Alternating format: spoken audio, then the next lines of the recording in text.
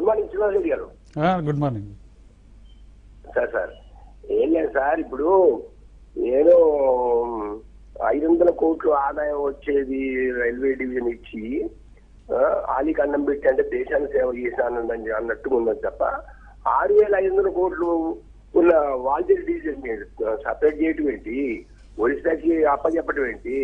అంటే ఏపీ ప్రజలు అమాయకులు లాగా అవపడుతుండ్రా లేకపోతే పిచ్చోళ్ళు లెక్క అవపడుతుండ్రా? అంటే మాకు అంటే రాజకీయం తెలియదు అంటారా? ఏదో 500 కోట్లు వచ్చి ఆదాయం వచ్చేది ఇచ్చినాం అయ్యిందంటే రైల్వే జోన్ ఇచ్చాము అనిపించుకోవడానికి చేసింది తప్ప మోడీ గారు ఇది మాత్రం కరెక్ట్ కాదు. రాష్ట్ర ప్రజలు కాదు, దేశ ప్రజలందరూ కూడా ఏపీని ఎంత అన్యాయం చేస్తుండ్రు మోడీ గారు అని చెప్పని ప్రతి ఒక్కటి రేపు ఎలక్షన్ ద్వారా ఖచ్చితంగా మోడీ గారికి బుద్ధి చెప్పడం జరుగుద్ది. ఆయన ధీమా ఏంటంటే దేశం మొత్తం ఈవీఎం ట్యాంపరింగ్ చేసి ఏదో గెలవాలని చూస్తున్నాడు. ఇది మాత్రం చంద్రబాబు నాయుడు గారు తీవ్రంగా 22 పార్టీలందరినీ ఏకం చేసి ఈవీఎం కి కాకుండా ఓన్లీ బ్యాలెట్ ద్వారా చేయాలని చెప్పని ఏపీ ఛానల్ ద్వారా కోరుకుంటున్నాను సార్. Right right. అయితే ఇది శ్రీనివాస్ గారు, రైల్వే శాఖను ఒక రాష్ట్రానికి పరిమితం చేసి చూడడం అనేది సాధ్యం కాని పని. ఎందుకంటే మీకు ఉదాహరణ చెప్తాను నేను. దక్షిణ మధ్య రైల్వే ఉంది. దక్షిణ మధ్య రైల్వేలో ఇప్పుడు డివిజన్లు ఎన్ని మిగిలినాయి? 3 మిగిలినాయి. హైదరాబాదు, సికింద్రాబాదు, నాందేడ్. హైదరాబాద్, సికింద్రాబాద్ తెలంగాణలో ఉన్నాయి, కానీ నాందేడ్ ఎక్కడ ఉన్నది? నాందేడ్ మహారాష్ట్రలో. అట్లా అంటే మరి నాందేడ్ మహారాష్ట్రలో ఉంది కదా, ఆ నాందేడ్ ప్రాంతాన్ని తెలంగాణలో కలిపేయాలని మనం అడగలేం కదా. కాబట్టి రైల్వే శాఖను మనం ఎప్పుడే గానీ ఒక రాష్ట్రానికి పరిమితం చేసి చూడడం అనేది సాధ్యం కాదు. కాకపోతే మీరు అనొచ్చు వాల్తేరుకు సంబంధించి 5,000 కోట్లు లాభం, 100 కోట్లు లాభాలున్నాయి కాబట్టి దాన్ని ఇక్కడ తీసేయడం వల్ల మా జోన్కు నష్టం జరుగుతుందనే అభిప్రాయాన్ని మనం వ్యక్తం చేయొచ్చు. అంతే తప్ప మనం దాన్నే పట్టుకొని మనకేదో ఆంధ్రప్రదేశ్కి నష్టం జరుగుతుందని అనుకోవడం కరెక్ట్ కాదు. అది ఎందుకనంటే సరే మీరు డిమాండ్ చేయడం వేరు, కానీ ఆ డిమాండ్నే పట్టుకొని మనం ఇంకో రకంగా మాట్లాడడం కరెక్ట్ కాదు. అది ఎందుకంటే దీనికి రాష్ట్రాలకు రైల్వే శాఖకు ఎలాంటి సంబంధం ఉండదు. అది మనకు తెలుసు, అది కేంద్రం చేతిలో ఉంటుంది. దేశవ్యాప్తంగా అసలు దేశానికి ఒక ఐడెంటిఫికేషన్ ఇచ్చేది ఏంటంటే రైల్వే శాఖనే దేశానికి ఒక దేశ అస్తిత్వానికి రైల్వే శాఖ అనేది ప్రధానంగా. దాన్ని బట్టే మనం ఈ దేశం అంతా ఒకటే అనేది ఒక సిగ్నల్ మనకు అది. కాబట్టి దాన్ని మనం ఒక రాష్ట్రానికి పరిమితం చేసి చూడడం కరెక్ట్ కాదు. కాకపోతే వాల్తేరు డివిజన్ విశాఖ జోన్లోనే ఉండాలని మనం డిమాండ్ చేయడం, దానికి లాభాలు ఎక్కువ ఉన్నాయి కాబట్టి జోన్కు కూడా లాభాలు ఎక్కువ వస్తాయి, దాంతో మా ప్రాంతంలో రైల్వే శాఖ బాగా అభివృద్ధి చెందుతుందని మనం ఆకాంక్షించడం తప్పు కాదు. అది ఆకాంక్షించాల్సిందే, కానీ అనివార్యంగా కొన్ని పరిస్థితులలో కలిసి రానప్పుడు తప్పదు. కాబట్టి ఇంకొకటి, రైల్వే శాఖకు సంబంధించిన ఆదాయము ఏ రాష్ట్ర ఖజానాకు వచ్చేది కాదు. అది రైల్వే శాఖకు పోతుంది, కేంద్రానికి పోతుంది, అంతే. లాభం ఉన్నా నష్టం ఉన్నా.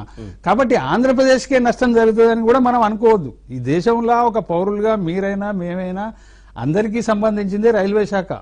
ఆంధ్రప్రదేశ్కి సంబంధించిందే వాల్తేరు డివిజన్ అని మీరు అనుకోకండి. ఎందుకంటే వాల్తేరులో వచ్చే ఆదాయం అంతా ఏపీ ఖజానాకి రాదు కదా, ఢిల్లీ ఖజానాకే వెళ్ళిపోతుంది. కాబట్టి ఇక్కడ మనం అంత అగ్రెసివ్గా మనం మాట్లాడాల్సిన అవసరం లేదు, కానీ వాల్తేరు డివిజన్ కూడా మా జోన్లో ఉంటే బాగుంటది. ఎందుకంటే ఇప్పుడు ఎట్లుంటది మన శ్రీనివాస్ గారు, జోన్ల అభివృద్ధి ఒకటి నేను ఒప్పుకుంటాది. ఎక్కడ జరుగుతుంది అంటే జోన్ల అభివృద్ధితోటి ఆ జోన్ ఉన్న ప్రాంతం రైల్వే శాఖ అభివృద్ధి చెందుతుంది. అంతవరకు మనం అంగీకరించాల్సింది. ఇప్పుడు వారు అన్నట్టుగా వాల్తేరు డివిజన్ అనేది విశాఖ జోన్లో ఉంటే విశాఖ జోను రైల్వే అభివృద్ధి అనేది బాగా జరగగలుగుతుంది. అంతవరకు మనం, ఎందుకంటే ఆదాయం ఉన్నప్పుడు ఆ జోన్ను కూడా బాగా డెవలప్ చేసే అవకాశాలు ఉంటాయి. దానికోసం మనం ఆశించడం తప్పు కాదు, కానీ ఇది కావాలని చేసిండ్రు అనేది రాజకీయ కోణంలో టీడీపీ మాట్లాడవచ్చు, వారు వ్యక్తం చేయడం కూడా నిజమే కావచ్చు, కాకపోవచ్చు, అది వేరు. కానీ ఖచ్చితంగా అట్నే జరిగిందని కూడా మనం రూఢిగా చెప్పలేం. కాకపోతే మనం డిమాండ్ చేయడం, రాష్ట్ర ప్రభుత్వం డిమాండ్ చేయడం సరైన పద్ధతి, ప్రజలు కూడా అట్లా కోరుకోవడం కూడా సరైన పద్ధతి. అందులోమీ మనకు అనుమానం లేదు. ఇప్పుడు ఎందుకంటే ఎన్నికలు ఉన్నాయి కాబట్టి ప్రతి అంశాన్ని మనం భూతద్దంలో పెట్టి చూడడం వల్ల వస్తున్న సమస్యలు ఇవి. సరే, భూతద్దంలో పెట్టి చూస్తున్నావా లేకపోతే మన ప్రాంతానికి అభివృద్ధికి ఎక్కువ అవకాశాలు ఉంటాయని చూస్తున్నావా అన్నప్పుడు, అభివృద్ధికి ఎక్కువ అవకాశాలు ఉన్నప్పుడు డెఫినెట్లీ డిమాండ్ చేయొచ్చు, తప్పేం లేదు. కానీ మరీ భూతద్దంలో పెట్టి మాట్లాడడం మాత్రం కరెక్ట్ కాదనేది నా అభిప్రాయం. రైట్. మరో కాల్ ఉన్నారు విజయవాడ నుంచి, కిరణ్ గారు. కిరణ్ గారు, హలో. కిరణ్ గారు, డాక్టర్ రవికిరణ్ అండి.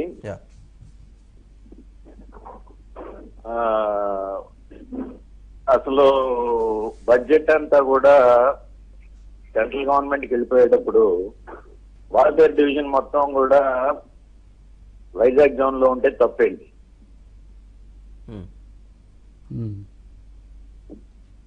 అంతేనా మీ క్వశ్చన్? అదేనా? ఎటు బడ్జెట్ అంతా కూడా సెంట్రల్ గవర్నమెంట్ కి వెళ్ళిపోతుంది అంటున్నారు. అదేటప్పుడు రాయగఢ్ జోన్ లోనే ఎందుకు, వైజాగ్ జోన్ లోనే ఉండొచ్చు కదా. రైట్ రైట్ కిరణ్ గారు, రైట్. ఇక బడ్జెట్ ఎక్కడున్నా వెళ్ళేది సెంట్రల్ కే కాబట్టి మీరు ఆ జోన్ అక్కడే ఉంచొచ్చు కదా. ఉంచాలి, తప్పేం లేదు అది. ఇంకొకటి శ్రీనివాస్ గారు, మన దక్షిణ మధ్య రైల్వే నుంచి, అంటే ఇప్పుడు విశాఖ జోన్ ఏర్పడక ముందు నుంచి చెప్తున్నాను నేను, దక్షిణ మధ్య రైల్వే నుంచి అన్ని రైల్వే శాఖల అన్ని రైల్వేల కన్నా ఉత్తరం, దక్షిణం, పడమర అవన్నిటికంటే దక్షిణ మధ్య రైల్వే నుంచే రైల్వే శాఖకు అత్యధికంగా ఆదాయం ఉన్నది. అది మనం అంగీకరించాలి. అట్లాంటి దక్షిణ మధ్య రైల్వేకి సంబంధించి సికింద్రాబాద్ జోన్ ఇది. నిజంగానే ఇవాళ తెలంగాణ ఉంది. తెలంగాణ ప్రాంతంలో ఉన్నటువంటి జోన్ నుంచే రైల్వే శాఖకు కావాల్సినంత ఆదాయం అన్ని డివిజన్ల కంటే ఎక్కువ వస్తున్నది, జోన్ల కంటే. అటువంటిప్పుడు మనం ఎంత డిమాండ్ చేసినా కానీ మన దక్షిణ మధ్య రైల్వేకే తక్కువ నిధుల కేటాయింపు ఉంటుంది బడ్జెట్లో. దాన్ని కూడా మనం అంగీకరించాలి. ఎందుకంటే అట్లా అని మనం అడగకుండా ఉండకూడదు. నిజమే వారు చెప్పేది ఏంటంటే మన నుంచి ఆదాయం ఎక్కువ ఉన్నప్పుడు మన దగ్గరనే ఆ శాఖకు సంబంధించి అభివృద్ధి ఎక్కువ జరగాలి. కాబట్టి అట్లా నిధులు కేటాయింపు అనేది ఒక మోడీ ప్రభుత్వం అనే కాదండి. గతంలో ఉన్న ప్రభుత్వాలు, కాంగ్రెస్ ప్రభుత్వాలు కావచ్చు, మోడీ ప్రభుత్వం కావచ్చు, మధ్యన వచ్చిన ప్రభుత్వం, వాజ్పేయి ప్రభుత్వం కావచ్చు, ఎవరి ప్రభుత్వం ఉన్నా కానీ దక్షిణ మధ్య రైల్వే మీద విపరీతమైన నిర్లక్ష్య ధోరణి ప్రదర్శించారు. మరి రాబడి ఎక్కడి నుంచి ఎక్కువ ఉన్నదంటే ఈ జోన్ నుంచే ఉన్నది, దక్షిణ మధ్య రైల్వే నుంచి ఉంది. దక్షిణ మధ్య రైల్వే నుంచి ఆదాయం పెట్టుకొని ఇక్కడనే అభివృద్ధికి నిధులు కేటాయించని పరిస్థితులు బోలెడు చూసినాం మనం. డెఫినెట్లీ మనం ఫైట్ చేయాలి, ఆ విషయంలో నిలదీయాలి, కేంద్రాన్ని నిధులు సాధించుకోవాలి. అంతవరకే గానీ మనం దాన్ని రాజకీయ రంగు పులిమి చూడాల్సిన అవసరం మాత్రం లేదు. రైట్. మరో కాల్ ఉన్నారు, శ్రీనివాసరావు గారు గుంటూరు నుంచి. శ్రీనివాసరావు గారు, హలో. యా మాట్లాడండి శ్రీనివాసరావు గారు. సార్ నమస్తే సార్. హలో సార్, నమస్తే అండి. రెడ్డి గారు నమస్కారం సార్. సార్ ఇప్పుడు మనకి రైల్వే జోన్ వచ్చే ఆదాయం మొత్తం మనకి సెంట్రల్ కి వెళ్తుంది, సెంట్రల్ కి కదా దాని గురించి పెద్ద ఉపయోగం ఉందని మాట్లాడుతున్నారు కదా. అలాంటప్పుడు మరి ఆదాయం అంతా చెప్పండి సార్. ఆదాయం అంతా సెంట్రల్ కి పోతుంది. సెంట్రల్ నుంచి మా స్టేట్ కి రావాల్సిన, ఆంధ్రప్రదేశ్ కి రావాల్సిన మొత్తం కానీ ఏదైనా కూడా ఎందుకు ఇవ్వరు సార్? ఈయన అసలు ప్రధానమంత్రి ఉన్నారా లేరా సార్ మన ఇండియాకి? Right right Srinivas. రైట్. మరో కాల్ ఉన్నారు, కడప నుంచి ప్రసాద్ గారు. ప్రసాద్ గారు, హలో. యా ప్రసాద్ గారు మాట్లాడండి. సరే, ఇది రైల్వే డివిజన్ అనేది, హలో. యా వినిపిస్తుంది ప్రసాద్ గారు, మీరు మాట్లాడండి. రైల్వే డివిజన్ అనేది రాష్ట్రం విడిపడిన తర్వాత రాష్ట్రం విడిపోయిన తర్వాత రాష్ట్రానికి ఆదాయం వచ్చే మార్గాలే చూడాలి, కానీ ఆదాయం రాని ఇచ్చి ఆదాయం వచ్చేటి వేరే రాష్ట్రాలకు ఇవ్వడం అది పద్ధతి కాదు కదా సార్. అదే మీకు చెప్పేది ఇప్పటి వరకు. రైట్ రైట్ ప్రసాద్ గారు, రైట్.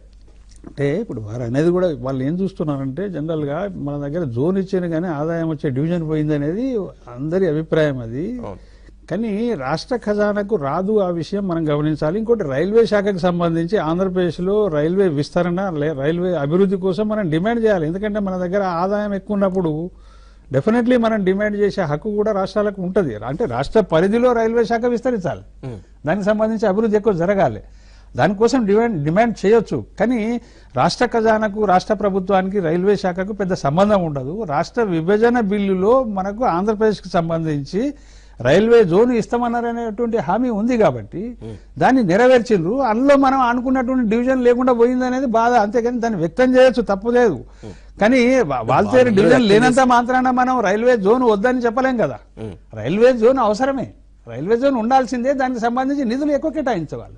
వాల్తేరు లేకపోతే నిధులు ఎక్కువ కేటాయించమని మనం డిమాండ్ చేయాలి. రాష్ట్రంలో రైల్వే శాఖ అభివృద్ధి కోసం మనం డిమాండ్ చేయాల్సిందే ఖచ్చితంగా. దానికోసం రాజకీయంగా చంద్రబాబు అయినా డిమాండ్ చేయాలి, జగన్మోహన్ రెడ్డి అయినా డిమాండ్ చేయాలి, కన్నా లక్ష్మీనారాయణ డిమాండ్ చేయాలి. ఇవాళ ఏం చెప్తారు? నిజంగానే ఇటువంటి టాక్ పబ్లిక్ నుంచి కానీ, ప్రభుత్వం నుంచి కానీ, అక్కడ ఉన్నటువంటి అధికారంలో ఉన్నటువంటి టీడీపీ నుంచి కానీ ఆ డిమాండ్ ఉంది.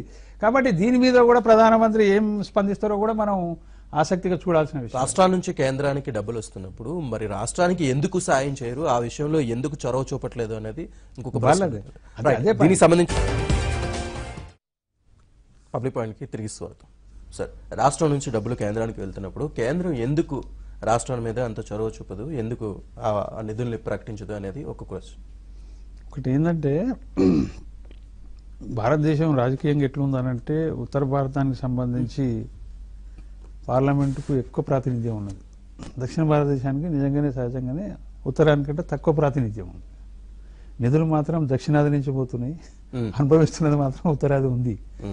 అది చాలా కాలం నుంచి ఉన్నటువంటి విషయం. అది దాని మీద ఎవరో ఒకరు మాట్లాడితే జరిగేది కాదు. అది నిజానికి దక్షిణాదికి సంబంధించిన ఆల్ పార్టీస్ ఎవరైనా గెలవని, ఏ పార్టీలైనా గెలిచినా కానీ ఆ పొలిటికల్ ప్రెషర్ను మాత్రం కంటిన్యూస్లీ కేంద్రం మీద పెట్టాల్సిన అవసరం ఉన్నది.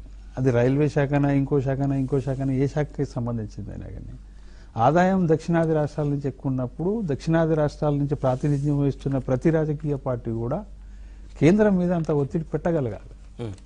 దీనికి ఇంకొక పరిష్కారం ఏంటంటే ఇప్పటికిప్పుడు వీటికి పరిష్కారాలు దొరకకుండా రాష్ట్రాలకు సంబంధించి ఆదాయానికి తగ్గట్టుగా నిధుల కేటాయింపు లేకపోవడం అనేది, అది పోవాలంటే ఏం చేయాలంటే 2026లో లోక్సభ స్థానాల పునర్విభజన అనేది జరగబోతుంది.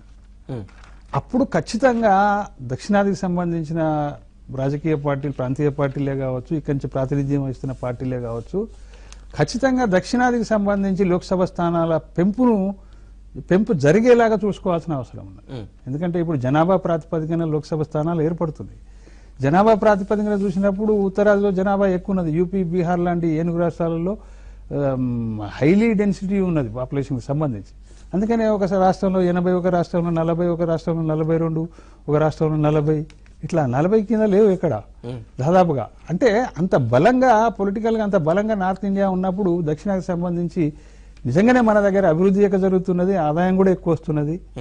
కానీ నిధుల కేటాయింపులో మాత్రం వాస్తవానికి దక్షిణానికి చాలా తక్కువనే వస్తున్నది. కానీ దాన్ని మనం ఏదో పక్షపాత ధోరణితో డిమాండ్ చేయడం కాదు. అది నిజంగా మన అవసరాలు, దక్షిణానికి సంబంధించిన రాష్ట్రాల అవసరాలు, ఇక్కడ జరగాల్సిన అభివృద్ధి గురించి ఖచ్చితంగా పొలిటికల్ స్ట్రెంత్ ఉండాలండి. ఉంటేనే కానీ ఏదైనా సాధ్యం కాదు.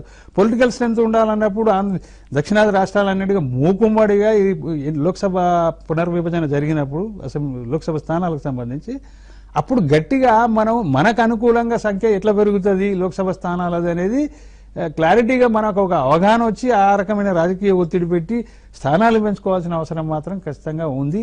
ఆ దిశగా రాజకీయ పార్టీలని పనిచేయాల్సినటువంటి అవసరం ఉంది. లేకపోతే ఎక్కడ వాళ్ళ మీద ప్రెషర్ పడుతున్నది, ఏదో తప్పిదారి పివి నరసింహారావు ఒక్కడు ప్రధానమంత్రి అయిన దేశానికి, అది కూడా అనుకోకుండా అనూహ్యంగా జరిగినటువంటి పరిణామంలో అయింది. కానీ భవిష్యత్తులో మళ్ళీ ప్రధానమంత్రి దక్షిణాది వాడు అవుతాడా అంటే చెప్పలేని పరిస్థితి. కాబట్టి పొలిటికల్ స్ట్రెంత్ మీదనే అధికారం అనేది కేంద్రంలో ఆధారపడి ఉంది. కాబట్టి వాళ్ళ చేతిలోకి వెళ్ళడము, మనకు అన్యాయం జరిగిందని ప్రతిసారి మనం చెప్పుకోవడమే జరుగుతున్నది. కాకపోతే ఇంకొకటి కూడా చేయొచ్చు. ఇక్కడ మనం దక్షిణాదికి సంబంధించిన ప్రాంతీయ పార్టీలు అన్నీ ఏదైనా కావచ్చు, టీఆర్ఎస్, టీడీపీ, జగన్ పార్టీ, ఇంకోట, డిఎంకే పార్టీలు ఎవరైనా కావచ్చు, వీళ్ళకు ఒక వేదిక అంటూ బలంగా ఉండాలి. ఉన్నప్పుడు ఏమవుతుందంటే మన మద్దతు లేకుండా ఏ ప్రభుత్వం కేంద్రంలో ఏర్పడే అవకాశం లేదు, ఉండదు కూడా. అటువంటి పొలిటికల్ ప్రెషర్ని ఎందుకు పెట్టకూడదు? ఇక్కడ మాట్లాడుతున్నారు అందరూ నిధులు రావని, కేసీఆర్ మాట్లాడతాడు, లేదంటే చంద్రబాబు మాట్లాడతాడు, రేపు ఇంకోరు గెలిస్తే ఇంకోరు మాట్లాడతారు, లేదంటే డిఎంకే కరుణానిధి స్టాలిన్ మాట్లాడతాడు. వీళ్ళంతా మాట్లాడే వాళ్ళు పొలిటికల్ మైలేజ్ కోసం మాట్లాడితే సరిపోదండి. ఇప్పుడు అది ఎవరైనా కావచ్చు, వాళ్ళు స్థానికంగా వాళ్ళ రాష్ట్రాల్లో ఉన్న ప్రజల పొలిటికల్ మైలేజ్ కోసం కేంద్రం మీద అబాండం వేసి మాట్లాడే కంటే చిత్తశుద్ధితోటి పనిచేయగలిగితే ఈ ప్రాంతీయ పార్టీలు దక్షిణానికి సంబంధించినవి ప్రెషర్ గ్రూప్ గా తయారైనప్పుడు వీళ్ళు కోరుకోని వాడు ఎవడు ఈ దేశానికి ప్రధానమంత్రి కాడు, అది ఖచ్చితంగా మనం చెప్పొచ్చు. అంటే వీళ్ళు కోరుకునేవాడిని ప్రధానమంత్రిని చేస్తే దక్షిణానికి సంబంధించి అన్ని రాష్ట్రాలకు ఎంత ఆదాయం ఉందో అంతే నిధులు ఎందుకు రావండి? ఖచ్చితంగా వస్తాయి. అటువంటి రాజకీయ ప్రయత్నం అనేది దక్షిణాది నుంచి జరగాల్సిన అవసరం ఉన్నది. దీని మీద దృష్టి పెట్టాలి. ఇప్పుడు ఒకరికొకరు విమర్శించుకోవడం కాదు. ఇప్పుడు చంద్రబాబును జగన్ చంద్రబాబు, లేదంటే కేసీఆర్ చంద్రబాబును చంద్రబాబు ఈ విమర్శలతోటి పొలిటికల్ మైలేజ్ రావచ్చు, కానీ నిధులు ఎక్కడి నుంచి వస్తాయి? నిధులు రావాలన్నప్పుడు ఈ జోన్ కి సంబంధించి జోన్ ఇచ్చి డివిజన్ లాగేసుకున్నారన్న ఒక తీవ్ర వ్యతిరేకత, ఆందోళన ప్రజల్లో వ్యక్తమవుతున్న నేపథ్యంలో వైఎస్ఆర్సీపీ శ్రేణులు మాత్రం ఆయన గృహప్రవేశం రోజున ఒక అనౌన్స్మెంట్ వచ్చింది, సో అందుకని మేము స్వీట్లు పంచుకుంటున్నాం, డివిజన్ మా వల్లే వచ్చిందన్న ఒక దీనితో వాళ్ళు ముందుకు వెళ్తూ ఉన్నారు. సో దీన్ని ఏ విధంగా చూస్తున్నారు మీరు? ఇప్పటిదాకా కాలర్స్ చెప్పినట్టుగానే జగన్మోహన్ రెడ్డి తన గృహప్రవేశం రోజే జోన్ వచ్చిందని సంతోషపడుతున్నప్పుడు అదే సమయంలో వాల్తేరును కూడా తిరిగి తీసుకురమ్మని చెప్పాలి. వాల్తేరును తిరిగి తీసుకొచ్చేందుకు కూడా జగన్మోహన్ రెడ్డి పోరాటం చేస్తే చాలా మంచిది, ఆహ్వానించదగ్గ పరిణామం. అటువంటి చేయకుండా అదేదో నిజంగానే హామీ మనకు బైఫర్కేషన్ బిల్లో ఉంది కాబట్టి ఇచ్చిండ్రు, దాని డివిజన్ అనేది రాంగ్ గా చేసిండ్రు, తప్పుగా చేసిండ్రు అనేది ప్రజల అభిప్రాయం. కాబట్టి దాన్ని సరిదిద్దే ప్రయత్నం కూడా చేయాలి. మిఠాయి పంచుకున్నప్పుడు ఈ విషయం కూడా చెప్పాలి. మిఠాయి తింటూ వాల్తేరు డివిజన్ కూడా మనం విశాఖ జోన్లోకి తీసుకొస్తాము, ఖచ్చితంగా పోరాడతాము అనేది కూడా చెప్పాలి. అది చెప్పకుండా ఖాళీ జోనే వచ్చిందని చెప్తే మాత్రం అది కరెక్ట్ కాదు, అది రాంగ్ మెసేజ్ పోతుంది. అది ప్రజలు ఎందుకంటే ఇప్పటిదాకా చూసిన కాలర్స్ ఒపీనియన్ బట్టి చూస్తే నాకు అర్థమైంది ఏంటంటే వాల్తేరు డివిజన్ తోటి వాళ్ళకు ఒక సెంటిమెంట్ ఉన్నట్టు ప్రజలకు. ఎందుకంటే కోస్తా ప్రజలకు, ప్రధానంగా విశాఖ ఆ ప్రాంతాల ప్రజలకు, ఉత్తర ఆంధ్రకు సంబంధించి వాల్తేరు డివిజన్ తోటి వాళ్ళకు ఒక సెంటిమెంట్. అది నిజంగానే పేరు విని ఇవాళ మనం విశాఖపట్నం డివిజన్ జోన్లో డివిజన్ ఇది లేదు అని అన్నప్పుడు నిజంగానే ఏదో విడిపోయినటువంటి ఫీలింగ్, ఆ సెంటిమెంట్ ఉంటుంది. అది ఆ సెంటిమెంట్ ఆధారంగా వాళ్ళు కూడా బాధపడుతున్నట్టు కనపడుతుంది. కానీ నిజంగానే ఇది జోన్ ఏర్పాటు చేసినప్పుడు దీనికే సంబంధించింది, దీని పక్కలో ఉన్నటువంటి డివిజన్ను పక్కకు పెట్టి ఇంకో రాష్ట్రంలో ఉన్న జోన్ కలపడం అనేది మాత్రం కరెక్ట్ కాదది. పబ్లిక్ సెంటిమెంట్ను కూడా కేంద్రం దృష్టిలో పెట్టుకునేటువంటి అవసరం ఉండే, అది దృష్టిలో పెట్టుకోకపోవడం మాత్రం ప్రజల్ని చాలా వరకు హర్ట్ చేస్తుంది. రైట్. ఇక పాకిస్తాన్ లో బందీగా ఉన్న వింగ్ కమాండర్ అభినందన్ ని ఈ రోజు